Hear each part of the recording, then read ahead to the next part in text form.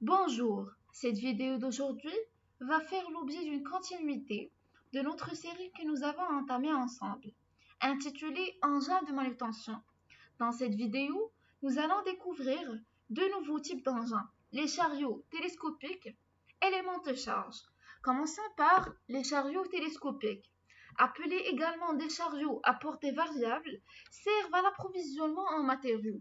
Ces engins de manutention sont confectionnés pour être utilisés dans le secteur agricole, travaux publics, maçonnerie et même les métiers du bâtiment. Les chariots télescopiques sont équipés de 2 à 4 roues motrices, facilitant les manœuvres d'approche, et leur portée peuvent atteindre plus de 20 mètres. Ils sont également qualifiés de chariots rotatifs car ils peuvent faire une rotation de 360 degrés et permettre un déchargement sans mouvement grâce à leur tourelle. Allons voir les différents types de chariots télescopiques.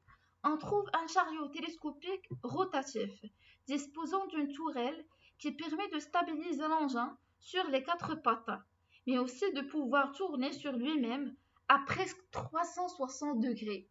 Il y a également le chariot télescopique fixe, disposant d'une cabine fixe et d'un bras télescopique. Passons à notre deuxième engin de manutention, les monte-charges. Le monte-charge est tout simplement un appareil qui sert à monter de grosses marchandises vers un étage.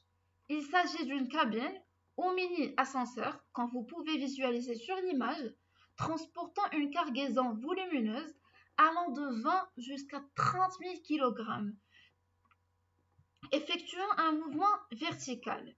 Ce type d'engin est utilisé à la fois par des particuliers comme des professionnels.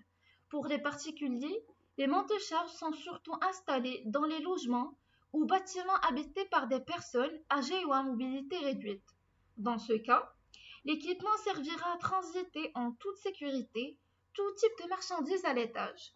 Dans le secteur professionnel, ce sont les usines industrielles, sociétés de déménagement ou restaurateurs qui y ont le plus recours.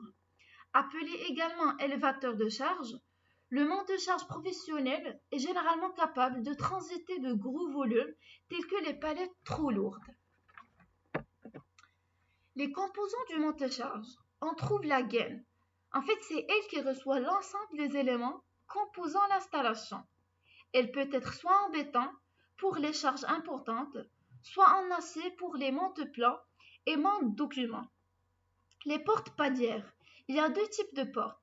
Les portes de type guillotine qui sont constituées de deux vantaux s'ouvrant verticalement et des portes de type battante dont la porte s'ouvre vers l'avant. Ces portes palières sont contrôlées par des serrures de sécurité.